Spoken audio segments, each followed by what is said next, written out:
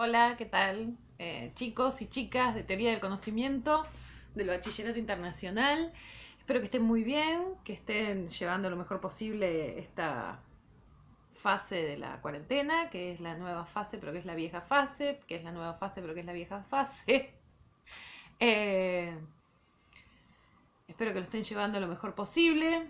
Si hay un aliciente que tenemos en estos días es que en breve tenemos las vacaciones de invierno, así que vamos a poder descansar y recuperar algo de las fuerzas que a todos nos insumió, sobre todo el cierre del cuatrimestre.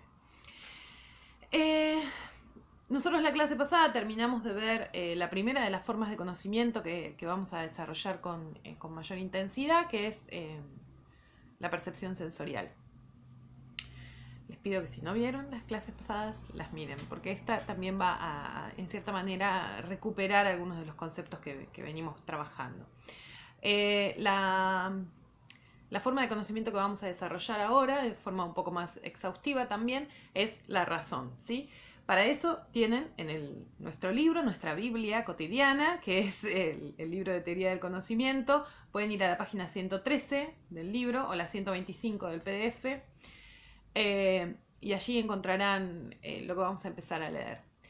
Vieron que cuando empezamos a trabajar con la percepción sensorial, yo les decía que una de las metas también del bachillerato es que repensemos algunas cuestiones vinculadas a nuestras formas de conocer, y que les decía, en general tenemos una confianza ciega en la percepción sensorial como fundamento de la adquisición de todos nuestros conocimientos, y bueno, hay que poner un poco hay que tomar un poco con pinzas esta confianza ciega, hay que tratar de evitar todos esos errores de juicio que cometemos muchas veces eh, eh, cuando usamos esta forma de conocimiento de forma exhaustiva.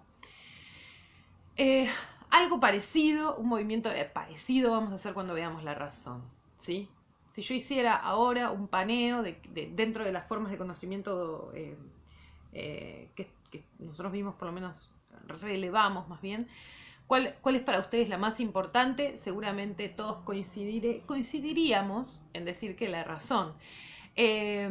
Confiamos en el producto de nuestro raciocinio de forma casi también ciega, ¿no? Creemos que todo el conocimiento que obtenemos lo obtenemos mediante el uso de la razón. Bueno, un poco el propósito de trabajar con teoría del conocimiento eh, va a ser desandar ese camino y empezar a darnos cuenta de en qué poca medida en realidad usamos el razonamiento, ¿sí? Usamos la razón. ¿Y a qué nos referimos también cuando hablamos de razón? Para eso entonces los invito a que vamos a leer algunas cosas.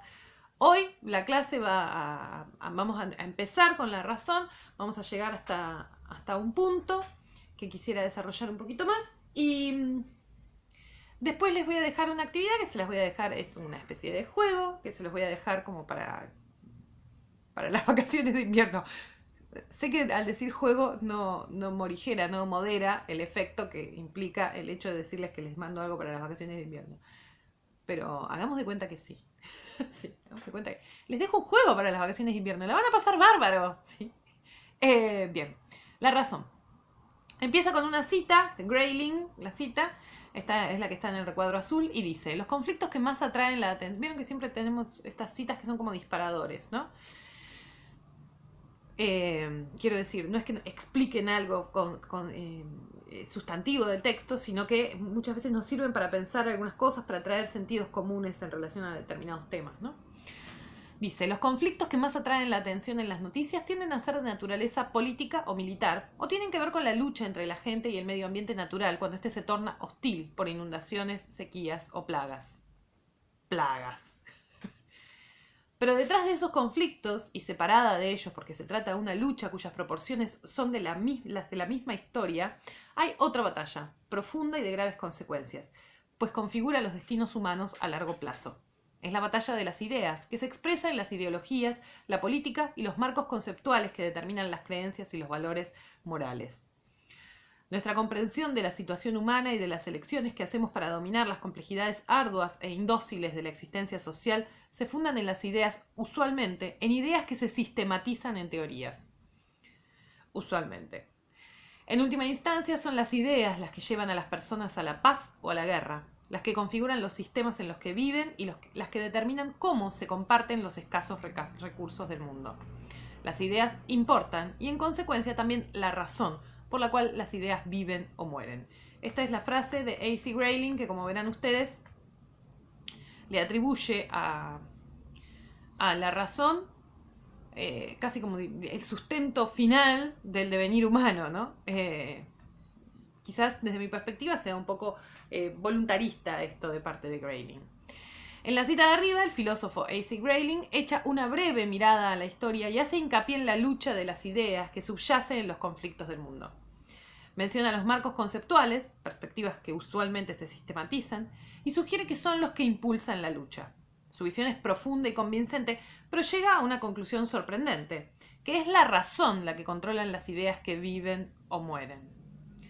¿Es realmente la razón la que rige qué ideas aceptamos y rechazamos? Lo dudamos. En teoría del conocimiento comparten conmigo esta mirada un poco crítica sobre el voluntarismo de Grayling. Lo dudamos. Dudamos que la gente del mundo entero sea primordialmente racional en la aceptación de las ideas. Tampoco estamos seguros de que la razón sea suficiente por sí para tratar las perspectivas conflictivas de nuestro mundo.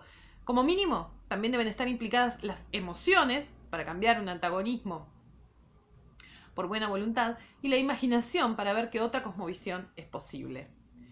Quiero decir, no solo no sucede en la realidad el hecho de que la razón sea la directriz última de nuestra vida, sino que por otro lado tampoco sería deseable, ¿sí? Para la toma de decisiones concretas, cotidianas, también hay que tener en cuenta el resto de las formas de conocimiento.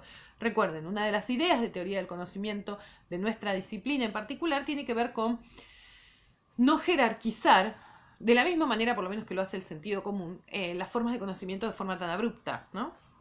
En el ensayo en que se encuentra el texto citado, Grayling llama antirracionalistas a quienes se oponen a la idea de que la razón es la mejor guía para el conocimiento. A riesgo de ser considerados antirracionalistas, creemos que la razón no puede separarse completamente de nuestras otras formas de conocimiento y que no puede resolver por sí sola ninguno de los problemas del mundo. No obstante, nos vemos forzados a aceptar que la razón tiene un papel muy importante en la obtención de conocimiento y que, usada correctamente, puede resolver disputas y guiarnos hacia la verdad. Ahora vamos a ver qué significa usadas correctamente, ¿no? Un tema bastante conflictivo. Quiero decir, en un conflicto como en la Segunda Guerra Mundial, ambos bandos reclamaban para sí la razón absoluta, ¿sí? O sea, no es que los nazis decían, nosotros somos un movimiento antirracional. No, ellos creían tener, de hecho tenían ciencia que los avalaba también, ¿no? Digo, para que veamos que la cosa, un poco, quizás sea un poco un lugar común decirlo, pero que la cosa en realidad es más compleja que lo que plantea Grayling. En este capítulo nos ocuparemos de la razón como forma de conocimiento. Dejaremos por el momento su función como guía de los destinos humanos a largo plazo y la trataremos de una forma menos ambiciosa, en su relación con nuestra experiencia cotidiana y las áreas de conocimiento. La razón como forma de conocimiento el razonamiento, ¿no? Es nuestra capacidad de pensar más allá de nuestras experiencias inmediatas. Ahí tienen entonces una hermosa definición. La razón como forma de conocimiento es nuestra capacidad de pensar más allá de nuestras experiencias inmediatas, ¿sí? Más allá de la reacción, ¿no? Usamos el razonamiento para desarrollar nuestro conocimiento y evaluarlo. Desarrollar el conocimiento y evaluarlo. Todas las personas lo hacen en todos los lugares del mundo como parte de su vida cotidiana. Esto también es un ejercicio muy propio de teoría del conocimiento. No se arrogan determinados sujetos el uso exclusivo de la razón, ¿sí? Todas las personas usamos la razón permanentemente para el desarrollo de nuestra vida cotidiana, no necesariamente tampoco para las grandes gestas, ¿sí? No es únicamente en las grandes gestas en las que se usa la razón, el razonamiento, sino también en las áreas de la vida cotidiana. Razonar nos resulta algo tan natural que raramente prestamos atención a las posibilidades que nos ofrece. De hecho, empleamos nuestra capacidad racional durante toda la vida para comprender todo tipo de cosas. con diferentes grados de rigor. Tanto los niños como los científicos cuestionan, formulan hipótesis y las ponen a prueba, buscan indicios, analizan resultados y extraen conclusiones. Acá hay un montón para pensar. En primer lugar, este ejercicio del que hablábamos recién, ¿no es cierto? La razón no es exclusiva de un determinado grupo social, es patrimonio, es facultad de todos los seres humanos. Entonces acá dice, tanto los científicos como los niños, y fíjense acá, usan la misma serie de procedimientos, la misma evaluación de los pasos, ¿no? Cuestionan, dice, formulan hipótesis, ponen a prueba, buscan indicios, analizan resultados y extraen conclusiones, ¿sí? Dice todo, desde el niño más pequeño, mi hijo de 2 años y medio, no pongo al de 4 meses porque quizás sea too much, pero el de 2 años y medio seguro lleva adelante cada uno de estos procesos en cada una de sus actividades de su vida, ¿no? Ellos y los tipos que están desarrollando la vacuna del COVID. ¿Se entiende, no? Todos usamos de la misma manera la razón. Ojo, esta gradación de pasos es en definitiva la sistematización, la puesta en práctica del método científico. ¿Sí? Digo porque muchas veces pensamos que el método científico es algo ajeno a los seres humanos, ¿no? Algo que se ha perfeccionado con el correr del tiempo, que es obra exclusiva de unos sujetos, ¿no? Dotados de un saber muy específico, y lo cierto es que el método científico lo que hace es sistematizar la forma en la que normalmente aprendemos los sujetos, ¿sí? Cuestionarnos en relación a la realidad, formular una hipótesis, esto es una afirmación sobre cómo puede resolverse, una puesta a prueba, ¿sí? Buscar indicios sobre si esa puesta a prueba funciona o no funciona, analizar esos resultados y finalmente extraer unas conclusiones que tienen que ver siempre con la hipótesis planteada. ¿Se entiende? Mi hijo, cuando evalúa cómo poner Paw Patrol en la tele y el tipo que está desarrollando la vacuna la vacuna contra el coronavirus, todos trabajan de la misma manera, en cierta forma, ¿sí? Digo esto no porque es la voluntad, recuerden siempre, del trabajo de teoría del conocimiento, tratar de analizar los dos aspectos de la vida, del conocimiento, ¿sí? No solamente el conocimiento entendido como la producción del conocimiento elaborado de las sociedades, del conocimiento compartido, sino también el estrato más individual, lo que tiene que ver con el conocimiento personal y las formas en las que cada uno de nosotros en distintos momentos de nuestra vida adquirimos ese conocimiento, ¿sí? Bien. A partir de generalizaciones sobre rocas que se caen, elaboramos leyes físicas sobre la gravedad. O a partir de generalizaciones sobre la compra de papas en la tienda del barrio, establecemos correlaciones económicas entre la oferta y la demanda. Reconocemos alternativas y tomamos decisiones. Fijamos metas y luego controlamos nuestras acciones para verificar si se cumplen. Organizamos, investigamos, planificamos, predecimos. Otra vez, todos verbos que pues son aplicables a nuestra cotidianeidad o ya no comprar en el mercado, comprar en internet. Tanto como a la actividad científica más rigurosa, más estandarizada, ¿no? Esperen que siempre tengo yo, aunque insisto, aunque les parezca a ustedes increíble, yo tengo un guión de lo que quiero ir diciendo, de lo que no me quiero saltear. Acá. Resolvemos problemas a diferentes escalas, desde cómo atar los cordones de los zapatos hasta cómo construir una estación espacial internacional. Nuestro propio razonamiento crece en el contexto y las perspectivas de nuestras sociedades. Los supuestos básicos que alimentan nuestros procesos de razonamiento suelen ser culturales. Los términos lingüísticos con los que pensamos son los de nuestra propia lengua, y las categorías en las que ponemos a las personas y las características de nuestro mundo son, al menos inicialmente, aquellas a las que hemos estado expuestos. Nuestra capacidad de razonamiento es innata. Innata significa que viene con nosotros antes del nacimiento, es previa al nacimiento, pero la forma y el contenido de lo que pensamos están influidos por nuestro lugar en el mundo. Esto a mí me parece formidable porque es entender una dialéctica muy singular, ¿sí? La capacidad, que vamos a verla también cuando veamos lenguaje, la capacidad de razonamiento es innata, viene con nosotros, está configurada genéticamente, ¿sí? Sin embargo, la forma, las categorizaciones, etcétera, todo eso va a estar moldeado por nuestra experiencia cultural, en definitiva, ¿sí? Esa experiencia cultural la pienso en términos amplios, ¿no? Lo que tiene que ver con la lengua específica que nosotros hablamos, las categorizaciones a las que estamos expuestos y nos vemos, en las que nos vemos inscriptos desde nuestro propio nacimiento.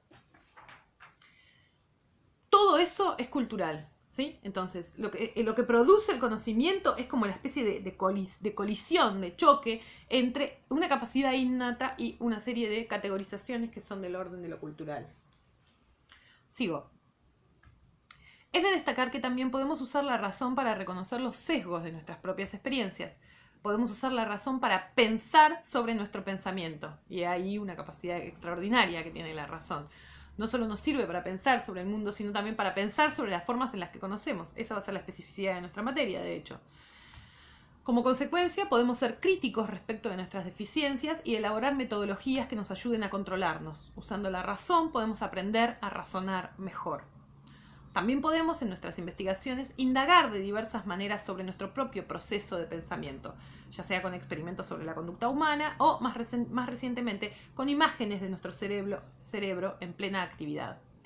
La ciencia cognitiva, un área de la psicología dedicada a aprender cómo funciona el cerebro y cómo sabemos, fisiológicamente, como sabemos, no ya desde la perspectiva filosófica, que es la que nosotros estamos abordando, sino fisiológicamente, ¿no? Qué áreas del cerebro intervienen en cada adquisición de conocimiento. Esperen, porque ahora me perdí. La ciencia cognitiva es producto del razonamiento. Usa pruebas recogidas mediante la tecnología para hacer generalizaciones sobre los patrones de funcionamiento de nuestro cerebro. Pensamiento sofisticado, ¿no? ¿Y qué nos dice esta ciencia de nuestro razonamiento reflejado frente a ella? Nos dice que no somos criaturas muy racionales. Y acá viene entonces el desarmar el camino que tenemos pensado, ¿no? Nosotros un poco junto con Grayling solemos pensar que nuestro razonamiento, como decíamos al principio, es el rector de nuestra vida. Bueno, en realidad lo que la ciencia cognitiva ha demostrado con el correr del tiempo, y nosotros podemos verificar, es que en realidad nuestro cerebro hace todo lo posible por no pensar, ¿sí? Por no usar el razonamiento. No somos tan racionales, justamente se llama el apartado siguiente. El hecho de que las conclusiones racionales de la investigación revelen cuánto usamos el cerebro para evitar pensar resulta una ironía encantadora. Los científicos cognitivos dicen que gran parte de nuestros errores en el pensamiento y nuestra resistencia a cambiar de idea están incorporados en la forma de funcionamiento de nuestro cerebro. Nuestro cerebro es biológicamente, fisiológicamente conservador, ¿sí? Trata de que modifiquemos en la menor medida posible nuestras ideas sobre las cosas, ¿sí? Según el científico cognitivo Daniel Kahneman, llegamos a conclusiones incluso antes de ser conscientes de que estamos pensando. Viene ahora cita de Kahneman. Esa maquinaria maravillosa que tenemos en la cabeza genera muchas de nuestras conductas, gran parte de ellas sin que seamos conscientes de lo que está sucediendo y sin que tengamos la sensación de que lo estamos haciendo. Buena parte de nuestros razonamientos, en definitiva, ocurren a nuestras espaldas. El sistema intuitivo 1 y el sistema racional 2. Acá viene entonces un centro nodal sobre esta forma de conocimiento, ¿sí? Una distinción que para mí va a ser radical y central en el resto de... Ya iba a decir solo de la forma de conocimiento, pero en realidad es un contenido central de la materia. Para explicar los resultados de su investigación, realizada con experimentos psicológicos y escaneos de imágenes de resonancia magnética funcional, Kahneman se refiere a nuestro pensamiento rápido e inconsciente como sistema 1, intuición, y a nuestro pensamiento consciente, más lento, como sistema 2, razón. Dice que esa distinción es un psicodrama entre dos personajes ficticios que facilita a la gente pensar en el cerebro. ¿Se entiende, no? Lo primero que hace Kahneman es distinguir dos formas, en definitiva, de razonamiento del cerebro, a las que denomina sistema 1 y sistema 2. El sistema 1 es veloz, hiper reactivo, o sea, funciona mediante el ejercicio de acción y reacción, y el sistema 2 es racional, mucho más analítico, ¿sí? Y lento y pausado, ¿no? El sistema 1 es a lo que en esta materia vamos a denominar intuición, y el sistema 2 es a lo que después nos vamos a referir propiamente dicho cuando hablemos de razón, ¿sí? Dice que esta distinción es un psicodrama entre dos personajes ficticios que facilita a la gente pensar en el cerebro. Por supuesto, se trata de una distinción que hacemos a los fines analíticos, ¿no? A los fines, desagregamos estos dos elementos que en general se dan de manera bastante conjugada para lograr analizarlos mejor. Según sostiene, el sistema 1 es un narrador de cuentos. Genera interpretaciones bastante completas que, si es posible, incluyen una causa. Entonces uno tiene una reacción que interpreta el pasado, interpreta el presente y prepara para el futuro. Y todo ello ocurre en una fracción de segundo y sin que tengamos la intención de hacer nada. Esto es lo que hace la memoria asociativa. Esto es lo que hace el sistema 1, que ofrece una interpretación coherente y prepara una posible respuesta a los hechos. El sistema 1 es entonces el sistema narrador, arma el cuentito de lo que estamos viendo. ¿Cómo lo arma? En función de muchas veces a partir de una causa, pero en función como de la... Ay, se puso todo oscuro la pantalla. El balance de blanco me falló. En función de las cosas que vinieron antes, hace una ejercitación muy rápida de combinar el elemento del presente con el elemento del pasado para prever lo que puede llegar a pasar en el futuro, ¿no? Es veloz, es inintencional, no hay intención humana, sucede a pesar nuestro incluso muchas veces. Funciona sobre todo en relación a la memoria asociativa y esta es la parte que más me interesa siempre a mí desarrollar, es fundamentalmente conservadora, ¿no? El sistema 1, el sistema narrador, va a ser profundamente conservador. ¿Por qué? Porque va a hacer una evaluación en relación al pasado, ¿sí? Y asume que las cosas que han sucedido en el pasado se repetirán de la misma manera en el futuro. Como estoy hoy con el balance de blancos, algo ha cambiado, se ve en la orientación en la que puse el celular. Bien. ¿Se entiende? Bueno, igual después quizás cuando veamos el sistema 2, por la diferencia, puedan terminar de ver algunas cosas. El sistema 2 parte de la versión rápida de la realidad para pensar conscientemente, llegar a creencias y tomar decisiones. Esto es lo interesante también. El sistema 2 no parte de la nada, porque no existe la nada. El sistema 2 parte del sistema 1, ¿sí? Parte de nuestra intuición, en definitiva. Y a partir de ahí hace una serie de procedimientos que modifican o no algunas percepciones. Y modifican o no las decisiones, ¿no? Este es el tipo de pensamiento del que somos conscientes. Es más deliberado y analítico, y cuando toma el control puede dominar a nuestro sistema 1 de pensamiento veloz y ajustar nuestras ideas y acciones, ¿sí? Evitar, por ejemplo, entre otras cosas, que sea tan conservador, que siempre repita los mismos esquemas, ¿sí? Sin embargo, y acá viene la lástima, el problema, sin embargo, es perezoso. Tiene tendencia a aprobar fácilmente las conclusiones automáticas, rápidas e inconscientes del sistema 1, en vez de hacer el esfuerzo de pensar si son lógicas y precisas. Quiero decir, como decíamos antes, lo que nosotros llamamos propiamente razón es algo trabajoso, que al cerebro le insume una serie de energía. Muchas veces no. Siempre nuestros cerebros tratan de ahorrarnos energía. Nosotros somos como cualquier ser vivo, busca ahorrar energía, ¿sí? Ese ahorro de energía muchas veces lo que hace es que evitemos pasar por todo el procedimiento del razonamiento y aceptemos como demos por válidas las conclusiones del sistema intuitivo. Eso muchas veces en nuestra vida cotidiana no representa ninguna dificultad, ¿sí? Sí, en la toma de algunas decisiones para las cuales debemos ser más racionales y debemos evitar caer en el razonamiento rápido y conservador del cerebro. Seguramente ustedes deben estar pensando en gente que conocen que tiende a usar más el sistema 1 que el sistema 2, ¿sí? Y tiende a repetir más viejas conductas, por ejemplo, o tiende a no abrazar nuevas ideas, ¿no? Con más facilidad. yo no miro la tele, pero me parece que en la tele está lleno de un montón de gente que lo único que hace es usar sistema 1, ¿no? O sea, no miro la tele, miro el televisor, miro Netflix, pero no miro la el aire, la televisión de aire, ¿no? Pero todo lo que veo en los resúmenes de Twitter es sistema 1, sistema 1, sistema 1. El sistema 1 tiene puntos fuertes y débiles. Para nuestro beneficio maneja efectivamente muchas acciones que son tan familiares que parecen automáticas, como conducir o responder a sutilezas sociales, y toma atajos en el pensamiento que pueden llevar a conclusiones que son en general correctas. Es especialmente importante en las emergencias, cuando es necesario reaccionar con rapidez, aunque no siempre es confiable. Sin embargo, los atajos del pensamiento general, a veces llamado pensamiento heurístico, que evitan un proceso de reflexión racional, pueden llevar directamente al error. Es característico de los atajos que nos llevan por un camino rápido, pero que eliminan la información del camino largo. Los sesgos cognitivos, palabra que empezamos a trabajar acá y nos va a acompañar hasta el final de la materia.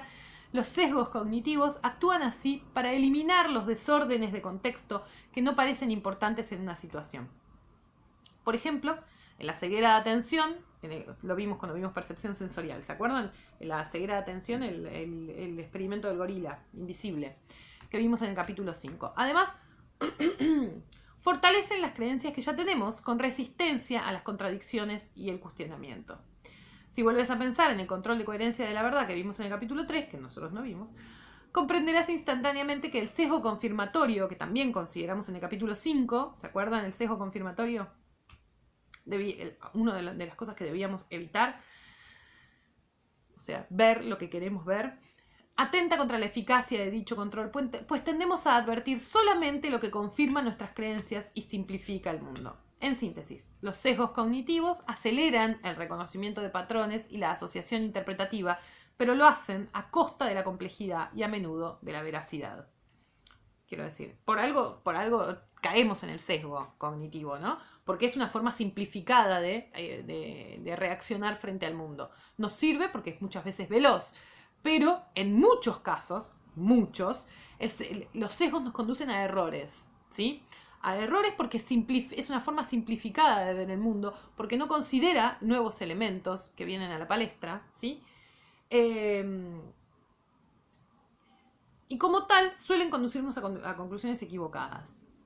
En este libro asociamos los sistemas 1 y 2 con dos formas de conocimiento de teoría del conocimiento. El sistema 1 es la intuición, el procesamiento rápido del cerebro antes de que siquiera seamos conscientes de que estamos pensando. El sistema 2 es la razón, consciente y deliberada. Es más lento, pero más exacto. Los seres humanos, según parece, no llegamos a conclusiones primordialmente a través del pensamiento racional y analítico. De hecho, les diría, en general, parece que no usamos demasiado el sistema 2.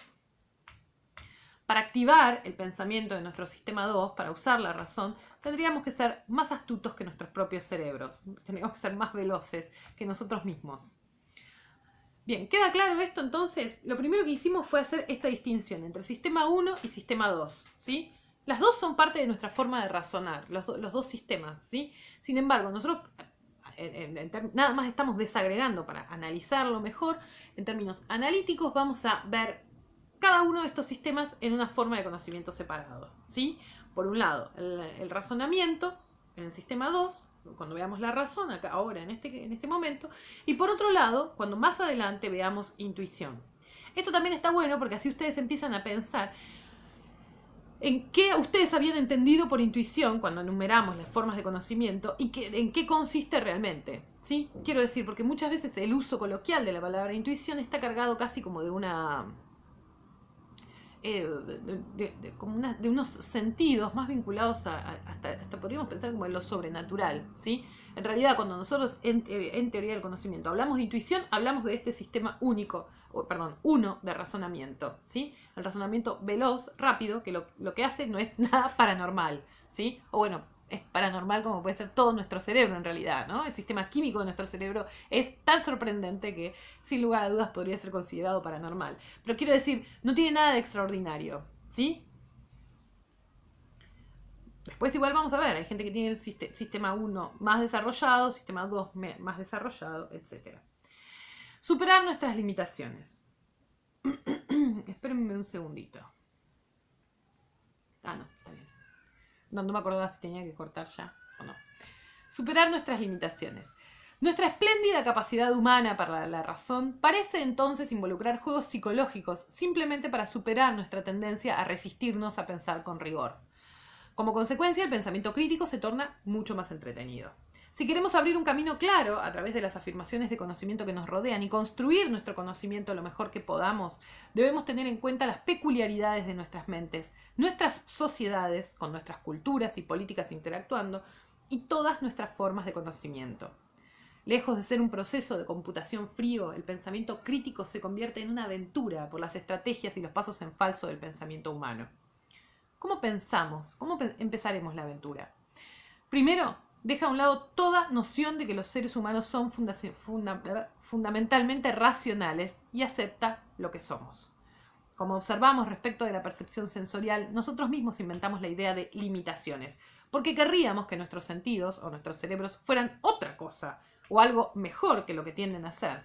Pero si queremos pensar con más claridad, parece conveniente comenzar con cierto autoconocimiento de nuestras características fundamentales como especie. No pensemos en lo que deberíamos ser, sino en lo que realmente somos como especie, ¿sí? Luego, quizás podamos usar nuestro razonamiento, vamos, sistema 2, para resolver cómo podríamos razonar bien. Teniendo en cuenta los sesgos de nuestros cerebros, haremos algunas sugerencias, a las que puedes agregar otras que se te ocurran. Sugerencias. Haz el esfuerzo de pensar de manera intencionada y cuidadosa para verificar tus propias conclusiones. Aprende sobre el proceso de razonamiento para poder aplicarlo mejor. Aprende más. ¿No le ayudaría a tu pensamiento rápido, más allá del alcance de tu conciencia, tener buen material accesible al que recurrir? También, ¿no? Si el pensamiento rápido, el sistema 1, se basa del pensamiento anterior, o sea, conclusiones que nosotros ya elaboramos, ¿no sería mejor engordar ese acervo de conclusiones para poder razonar, para poder tener una mejor intuición? Reconoce que todos somos propensos al sesgo y nos resistimos a cambiar de idea frente a las interpretaciones en contrario.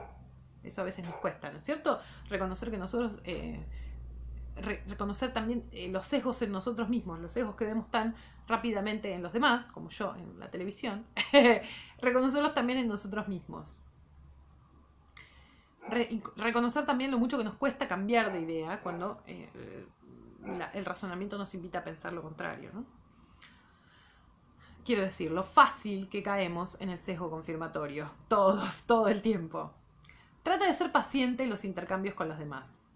Aumenta tu conciencia de las diferentes perspectivas y la flexibilidad de tu pensamiento para que las nuevas ideas te produzcan menos rechazo y tensión. Esto, ojalá, si lo pudiéramos hacer, es uno de los propósitos generales del bachillerato, ¿no es cierto? Tratar de que ustedes se vuelvan sujetos más receptivos a formas diferentes de entender el mundo, ¿no? Y yo creo que uno de los propósitos generales de esta materia y el por qué esta materia es troncal en el bachillerato tiene que ver con eso, a enseñarnos eso que vimos al principio, que nuestra forma de conocer es solo una perspectiva, ¿sí? Y que lo principal es reconocer nuestra perspectiva frente al mundo. Reconocerla como una perspectiva más de muchas perspectivas posibles, ¿sí? En el estudio y la investigación, presta atención a las metodologías desarrolladas para superar la tendencia a la negligencia. En el conocimiento compartido, adquirimos fuerza colectiva mediante la eliminación de los errores individuales. ¿Quieres agregar alguna sugerencia? ¿Suficiente por ahora? Nuestras limitaciones no son en realidad nada nuevo, si bien ahora entendemos mejor cómo algunas de ellas están incorporadas en el funcionamiento de nuestro cerebro. Aunque en la historia del pensamiento hubo periodos en los que se concebía a los humanos como seres más racionales de lo que pensamos ahora, hace mucho que sabemos que el razonamiento claro es un logro.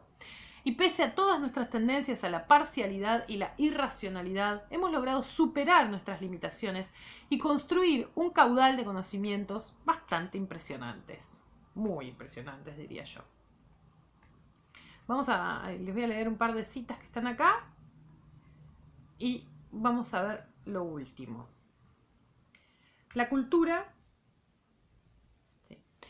La cultura y el estilo cognitivo. Primera cita. Es una cita de Stewart y Bennett. A partir de las pruebas disponibles es evidente que los estilos de pensamiento varían de una cultura a otra, a veces drásticamente.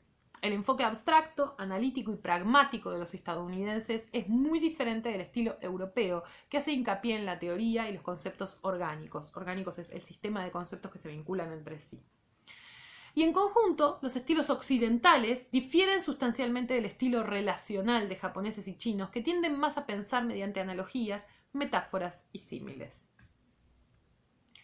Lo que quiere decirnos es, fíjense hasta qué punto influye la cultura a la que pertenecemos en nuestra forma de conocer, incluso particular como individuos, que pueden encontrarse estas regularidades.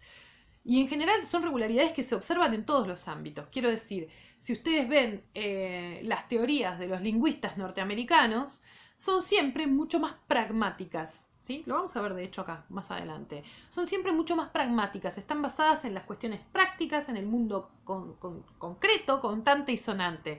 Mientras que si ustedes estudian las teorías lingüísticas de los europeos, en particular de los franceses o de los alemanes, aún peor, en general están mucho más lejanas de la práctica, del ejercicio de lo práctico y de lo concreto, ¿sí?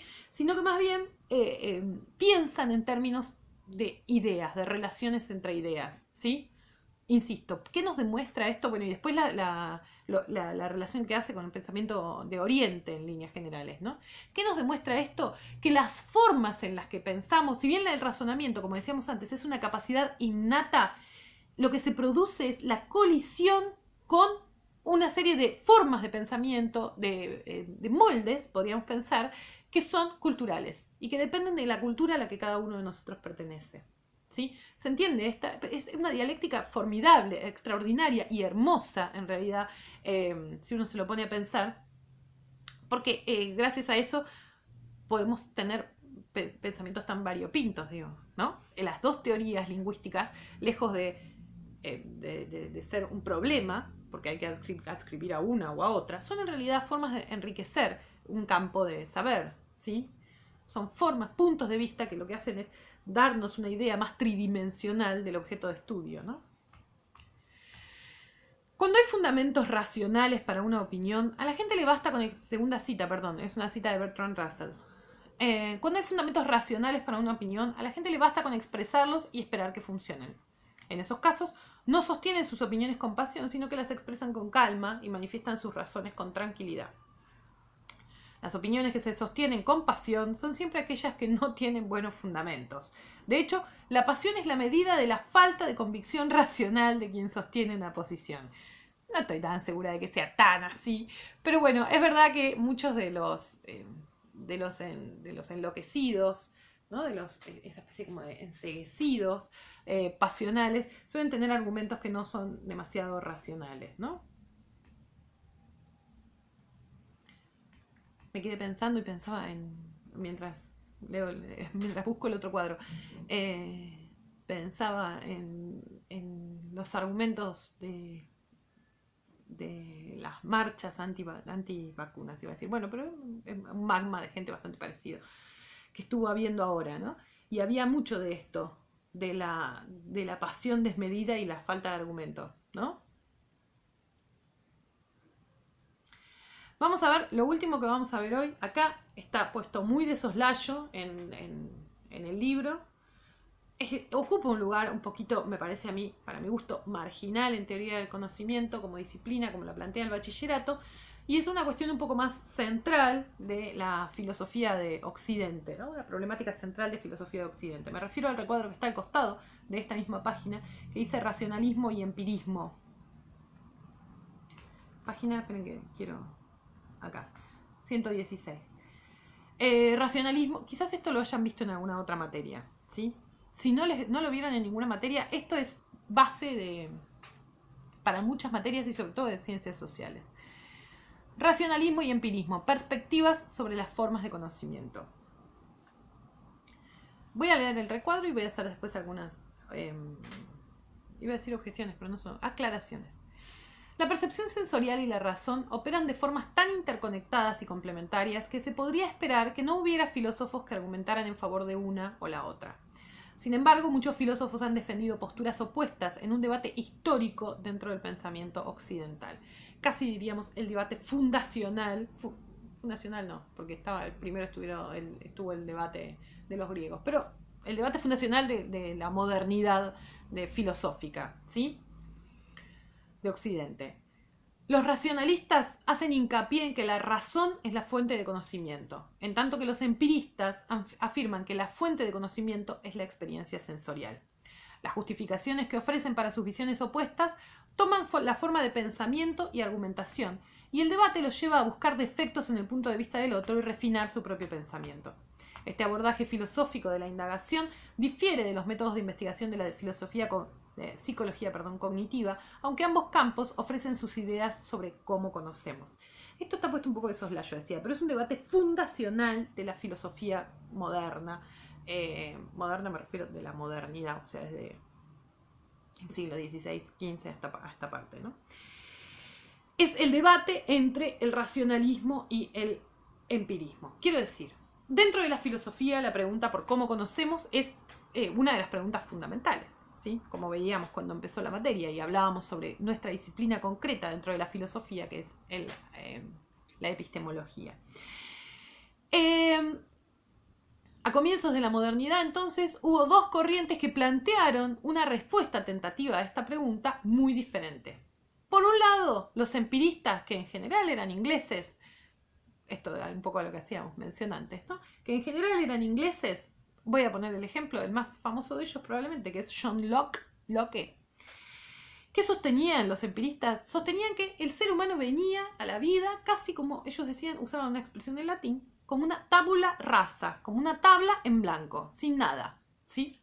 Una tabla en blanco. Así venía el sujeto a la vida cuando nacía. Mi hijo de 4 meses, hace 4 meses era una tabla completamente en blanco. Sobre esa tabla completamente en blanco se van, como si fuesen cuñas, ¿no? Se van tallando una serie de experiencias. Esas experiencias están vinculadas sobre todo a la percepción sensorial. Esas experiencias son las que moldean al sujeto, ¿sí? Somos lo que vivimos, en definitiva, para el empirismo. Se entiende lo que quiero decir, ¿no? O sea, el rol fundamental está puesto, está pensado en función de la experiencia, por ende de la percepción sensorial también, ¿no? Descartes, por otro lado, Descartes, René, quizás lo recuerden de materias como matemática, porque también tiene mucho desarrollado en relación a eso. Descartes, entonces, más o menos para la misma época, francés, René Descartes, les pido, se escribe Descartes, se pronuncia Descartes, ¿sí? Porque el año pasado, en la presentación final, después de haber hablado durante todo el año de Descartes, 3 alumnos dijeron sistemáticamente durante toda la presentación, no, porque Descartes, y me volví loca. Así que Descartes. ¿Qué dice Descartes? Dice que en realidad hay algo, digamos, el ser humano no viene con una tabla en blanco, viene con algo. Ese algo es innato, es previo al nacimiento, ¿sí? Ese algo es la capacidad, fíjense, la capacidad de razonar, ¿sí? Lo primero, entonces, antes de nacer, el sujeto tiene el razonamiento. A esa corriente, a la corriente entonces de Descartes, se la llamó racionalismo. ¿Qué dice Descartes? Descartes dice entonces, bueno, no sirve de nada la experiencia en el mundo, la percepción sensorial. No, dice, la percepción sensorial interactúa, y la experiencia interactúa con esta capacidad innata del sujeto de razonar. ¿Sí? ¿Se entiende? ¿Lo expliqué medio como el orto? Les pido perdón. De ahí viene la famosa frase de Descartes. Descartes escribió en latín. La frase decía originalmente cogito ergo sum, ¿no? La traducción literal que se hizo de la frase es pienso, luego existo. Esa traducción es medio chota porque nos invita a pensar que primero pienso y que después de ese pensamiento deviene mi existencia, ¿sí? La idea de que mi existencia es previa, mi razonamiento es previa a mi existencia. En realidad, ese ergo en latín significa más bien por lo tanto, ¿sí? Sería pienso, por lo tanto existo. La relación que hay entre esos dos términos para Descartes es que A ver, mi razonamiento es la comprobación de mi existencia, ¿sí? ¿Se entiende? Es medio volado lo que digo. No importa. Lo que importa acá en esto es que ustedes entiendan como estas dos corrientes en las que se ha organizado el pensamiento en relación a la filosofía y a la epistemología desde hace 5 siglos, ¿sí? El racionalismo y el empirismo. Me gustaría decir que es una dicotomía, como sostiene acá el libro, que es una dicotomía que ya no funciona tan así. Yo lo pongo muy en tela de juicio. Creo que en cierta medida esta dicotomía nos sigue acompañando, pero ha cambiado de forma, quiero decir. Y ojo, por otro lado, no piensen que es una dicotomía que afecta solamente a la filosofía, ¿sí? Bueno, es algo que le importa nada más que a la epistemología, tipo. No, en realidad, eh, esta filosofía sobre el conocimiento se ha ido de alguna manera imprimiendo en un montón de otras disciplinas. Quiero decir, va a haber psicología empirista y psicología racionalista, con otros nombres, ¿no? Pero va a haber escuelas que van a ser de la psicología que van a ser empiristas y escuelas de la psicología que van a ser racionalistas. Y lo mismo va a pasar con buena parte de las ciencias sociales, ¿sí? Espero que no haya sido muy volada la explicación. Vamos a volver igual una y otra vez porque esto es fundante para Occidente. Así que, y para la forma cultural en la que nosotros conocemos. La próxima clase, que va a ser después de el receso de invierno, merecido receso de invierno, vamos a seguir entonces con los tipos de razonamiento, vamos a trabajar sobre inducción y deducción. Para no dejarlos que se vayan felices y alegres a jugar a la Play o a lo que sea que hagan cuando no están en clase, les dejo un ejercicio que es un juego. ¿Sí? Es un juego, es un enigma lógico. A mí me encantan los enigmas lógicos, me encanta la lógica, me encanta como disciplina, después vamos a ver un poco en qué consiste. Y me encantan los enigmas lógicos. De hecho, tengo aplicaciones en mi celular que me dan esos juegos. Y hablo en plural porque es más de una, desgraciadamente. Lo tienen en la página 123 y 124. ¿Sí? Ahí tienen una serie de premisas, las preguntas de seguimiento y la pregunta final. No voy a sobreexplicar esto, porque el texto se explica bastante bien y en general, todas las veces que lo di para que lo hicieran, no solo lo resolvieron, sino que además entendieron perfectamente a qué apuntaba. Espero que estén muy bien, cuídense. Ya llevo hablados casi 50 minutos. Qué cosa, es impresionante la falta de capacidad de síntesis que tengo. Les pido mil perdones. Créanme que en vivo esto no sería diferente. Bueno, espero que estén muy bien. Decía, cualquier cosa me escriben. Voy a estar siempre a disponibilidad de ustedes en la medida de que mis posibilidades lo permiten. Quiero decir, mis posibilidades son que tengo otros muchos alumnos y tengo además no, pero tengo además una vida doméstica bastante complicada en este momento. Pero bueno, siempre cualquier cosa me escriben y estoy dispuesta a que veamos lo que tengamos que ver. No puedo creer haber llegado ya a la mitad del año con este sistema.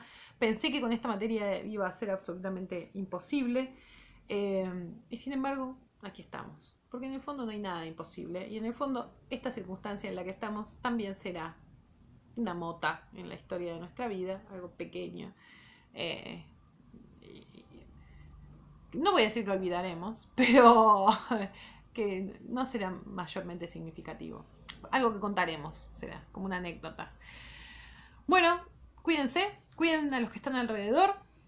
Somos sujetos culturales, sujetos gregarios de la cultura, así que cuidemos a los que están alrededor. Es parte de nuestra condición de supervivencia también. Cuídense, chao.